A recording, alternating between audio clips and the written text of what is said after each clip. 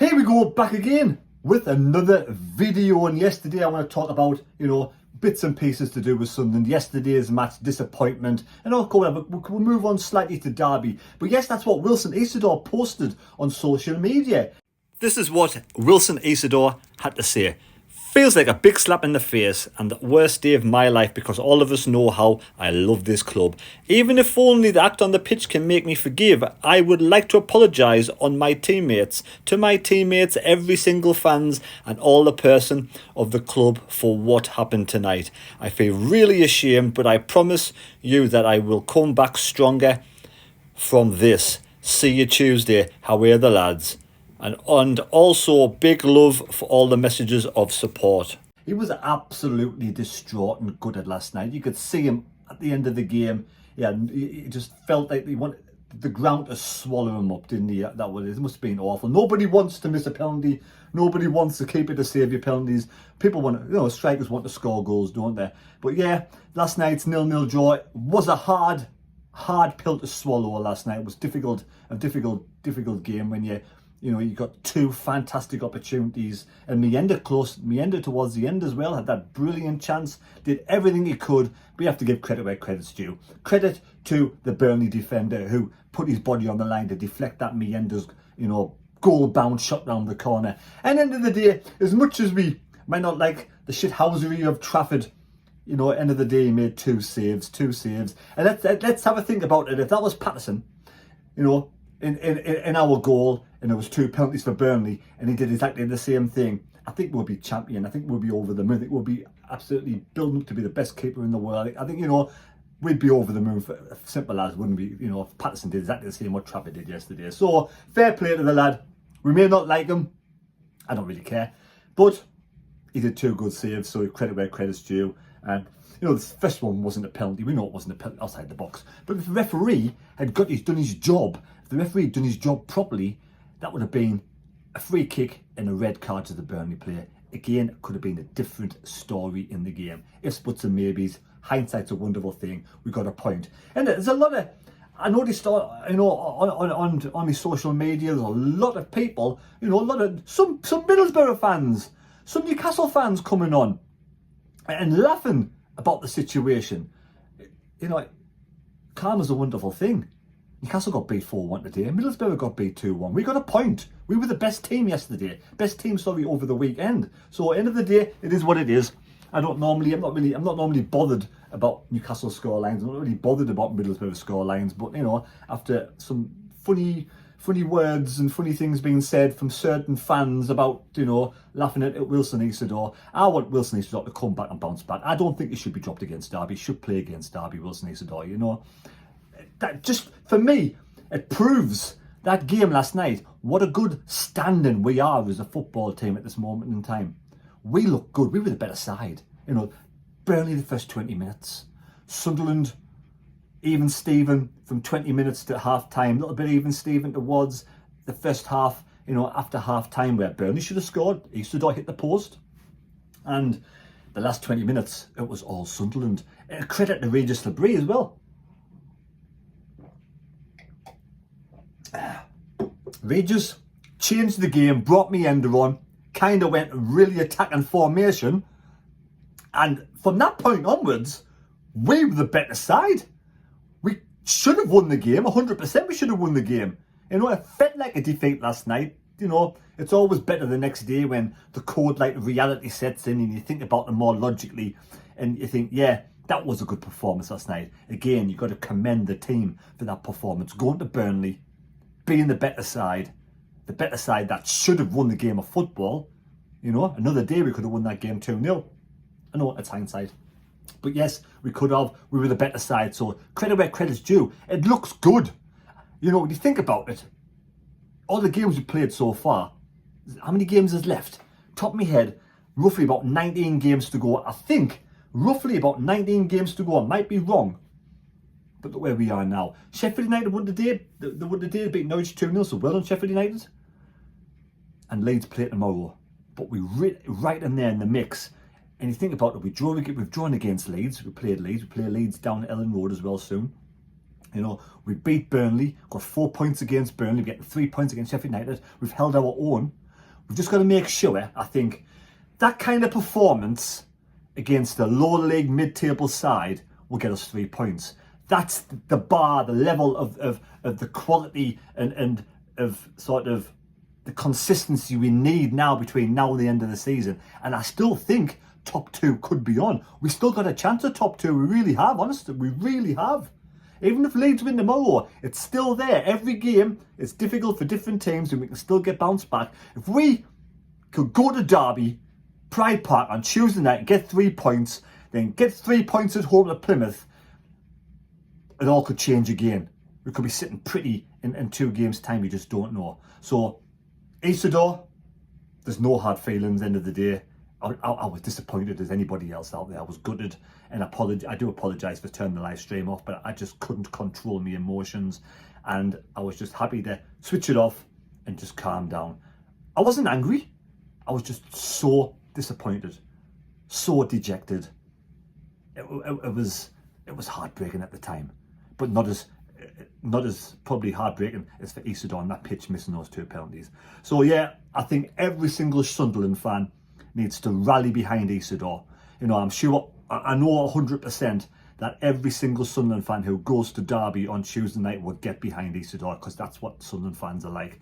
And I know 100% when we play at home against Plymouth, we will be singing his name, and you know, end of the day, we'll get right behind Isidor. So we've got to move on.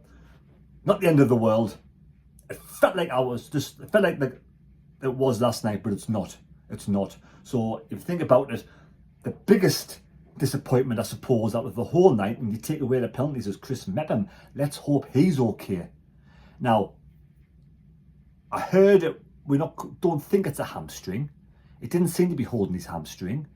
Now, was it an ankle injury? Was it a calf? I'm not quite sure.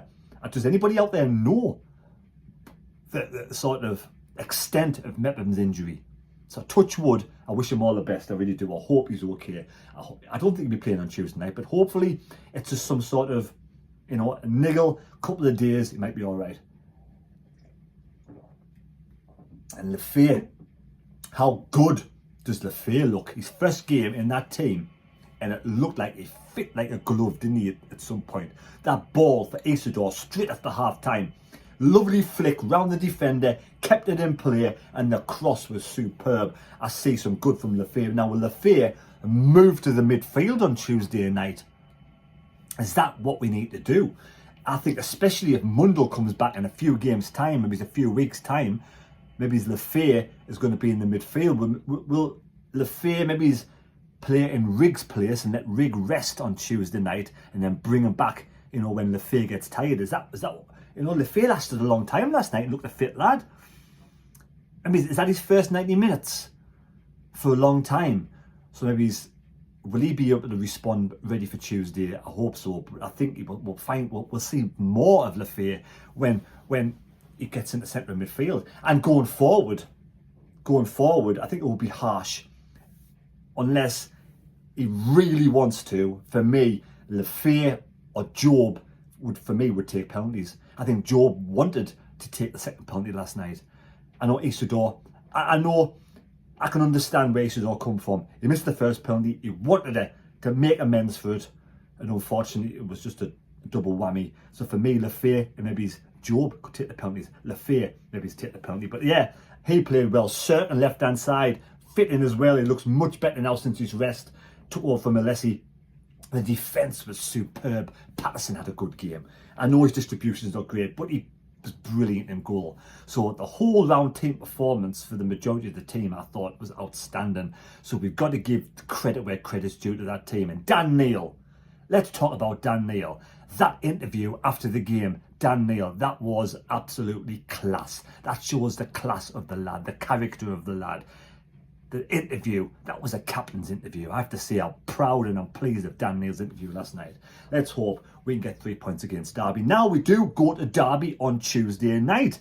Derby were formed back in 1884. They have 33,500 capacity down there at Pride Park, which was built back in 1997. Paul Warne is their manager, head coach. 129 games in charge for Derby, for the Rams. 60 wins, 31 draws and only 28 defeats of Paul 1. Well done on your time at Derby. I know they're struggling now. They are struggling in the Championship, down in 19th place. 1 point off relegation, won 7, drawn 6, lost 14, a -6 goal difference. 1 point above Portsmouth, who beat Middlesbrough today.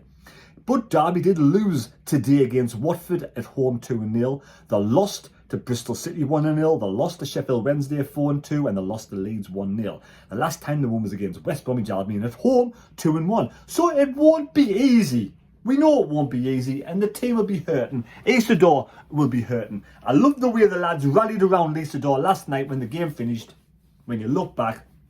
And yeah, I think, end of the day, what's happened's happened. We move on to Derby now, put it behind us.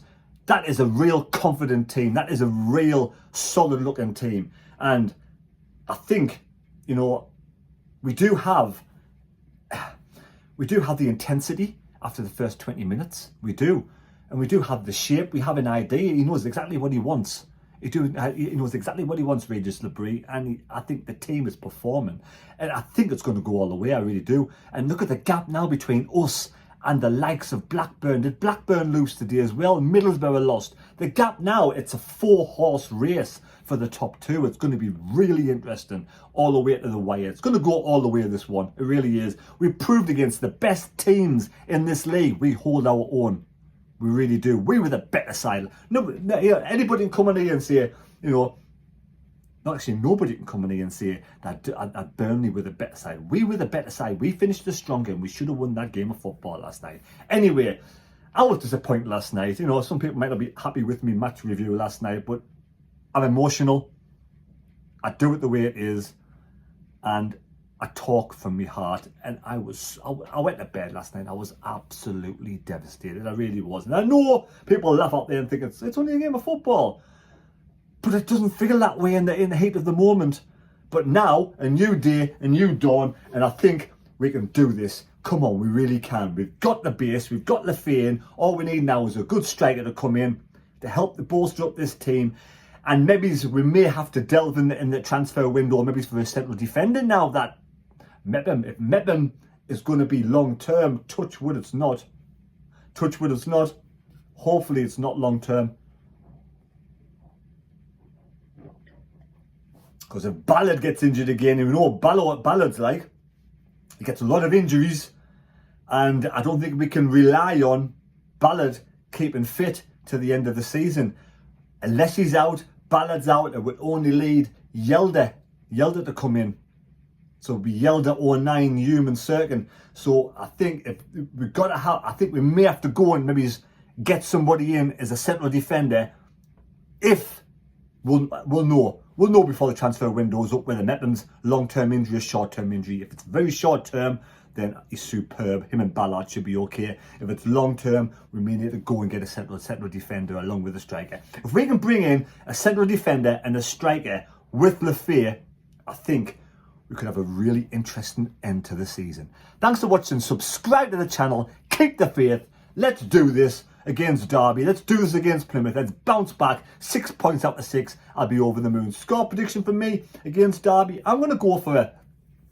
It's not going to be easy. It never is easy to go away. Any team at any given time can turn any team over in this league. And Derby, you've got to respect them. You cannot go in thinking you're going to walk over and win and take the 3 points.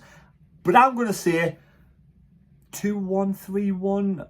Tell you what, I'll go for 3-1. 3-1. Isidor to bounce back with a goal will be fantastic. So there we go. 3-1. Leave your score prediction down below as well. Just in case I don't get time to do a match preview for the Derby game, leave a score prediction down below and a goal scorer. Thanks for watching. Good night. Enjoy the rest of your weekend. Thank you very much. Take care, everybody.